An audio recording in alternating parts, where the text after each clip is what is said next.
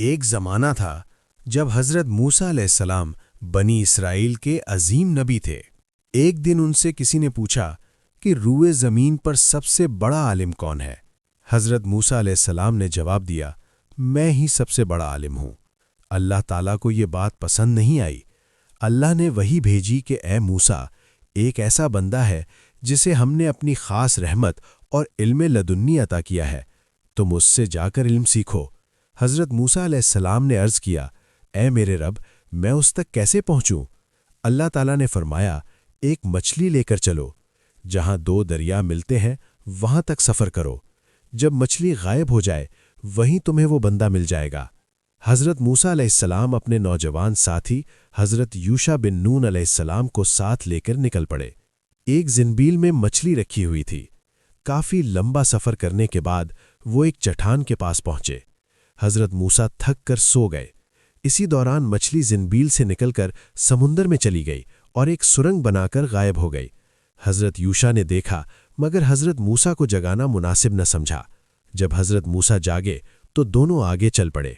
کچھ دیر بعد ناشتہ کا وقت آیا تو حضرت موسیٰ نے فرمایا، ہمارا کھانا لاؤ۔ حضرت یوشع نے کہا، اے میرے نبی، جب آپ سوئے ہوئے تھے تو مچھلی سمندر میں چلی گئی تھی، میں آپ کو بتانا بھول گیا۔ حضرت موسیٰ علیہ السلام فوراً بولے، یہی وہ جگہ ہے جس کی ہم تلاش کر رہے تھے۔ دونوں واپس اسی چٹان کے پاس لوٹ آئے۔ وہاں انہیں ایک بزرگ نظر آئے جو سبز چادر اوڑھے سمندر کے کنارے بیٹھے تھے۔ یہ حضرت خضر علیہ السلام تھے جنہیں اللہ نے اپنی طرف سے خاص علم عطا کیا تھا۔ حضرت موسیٰ نے سلام کیا۔ حضرت خضر نے جواب دیا اور پوچھا، کیا آپ موسیٰ ہیں؟ جی ہاں۔ بنی اسرائیل کے نبی؟ جی ہاں۔ حضرت موسیٰ نے عرض کی، کیا میں آپ کے ساتھ چل سکتا ہوں تاکہ آپ مجھے وہ علم سکھائیں جو اللہ نے آپ کو دیا ہے؟ حضرت خضر علیہ السلام نے فرمایا، اے موسیٰ، تم میرے ساتھ صبر نہیں کر سکو گے، تم ان باتوں پر صبر نہیں کر سکو گے جن کا تمہیں علم نہیں۔ حضرت موسیٰ نے کہا، انشاءاللہ آپ مجھے صابر پائیں گے اور میں آپ کی کسی بات کی نافرمانی نہیں کروں گا۔ حضرت خضر نے شرط رکھی، اگر تم میرے ساتھ چلنا چاہتے ہو تو کوئی سوال نہیں کرو گے جب تک میں خود نہ بتاؤں۔ دونوں چل پڑے۔ راستے میں ایک کشتی آئی۔ کشتی والوں نے حضرت خضر کو پہچان لیا اور بغیر کرایہ لیے سوار کر لیا۔ جب کشتی چلنے لگی تو حضرت خضر نے اٹھ کر کشتی کے تختے میں ایک سوراخ کر دیا۔ حضرت موسیٰ حیران ہو گئے اور بول اٹھے، کیا آپ نے اسے اس لیے توڑا ہے کہ سوار ڈوب جائے؟ آپ نے بہت برا کام کیا۔ حضرت خضر نے فرمایا، کیا میں نے تم سے نہیں کہا تھا کہ تم صبر نہیں کر سکو گے؟ حضرت موسیٰ نے معذرت کی، بھول گیا، مجھے معاف کر دیں۔ دونوں آگے چلے۔ راستے میں ایک نوجوان لڑکا ملا۔ حضرت خضر نے اسے پکڑ کر قتل کر دیا۔ حضرت موسیٰ بول اٹھے، آپ نے بغیر کسی جرم کے ایک بے گناہ کی جان لے لی، یہ تو بہت بڑا ظلم ہے۔ حضرت خضر نے پھر وہی بات دہرائی، کیا میں نے تم سے نہیں کہا تھا کہ تم صبر نہیں کر سکو گے؟ حضرت موسیٰ نے شرمندگی سے کہا، اگر اب کے بعد میں کوئی سوال کروں تو مجھے اپنے ساتھ نہ رکھیں۔ پھر دونوں ایک بستی میں داخل ہوئے۔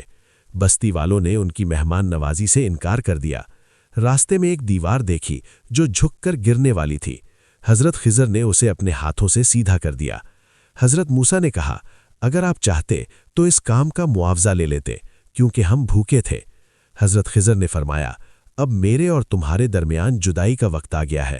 میں تمہیں ان تینوں باتوں کی حقیقت بتاتا ہوں جن پر تم صبر نہ کر سکے۔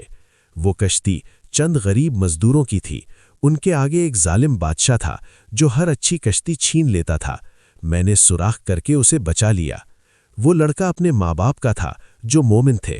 ہم کو علم ہوا کہ وہ بڑا ہو کر اپنے والدین کو کفر اور سرکشی سے پریشان کر دے گا، اس لیے اللہ نے چاہا کہ ہم اسے لے لیں اور انہیں اس کے بدلے ایک بہتر، نیک اور محبت کرنے والا بیٹا عطا فرمائے۔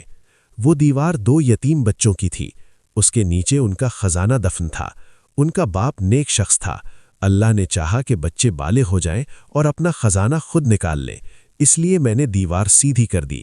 یہ سب میں نے اپنی مرضی سے نہیں کیا، یہ سب اللہ کے حکم سے ہوا۔ اس کے بعد حضرت خضر علیہ السلام وہاں سے چلے گئے۔ یہ عظیم قصہ ہمیں سکھاتا ہے کہ اللہ کی حکمت ہماری سمجھ سے بہت بلندر ہے۔ کبھی کوئی بات بری لگتی ہے مگر اس کے پیچھے بڑی خیر چھپی ہوتی ہے۔ ہمیں اللہ پر کامل بھروسہ اور صبر کرنا چاہیے۔ اللہ ہم سب کو صبر اور یقین عطا فرمائے، آمین۔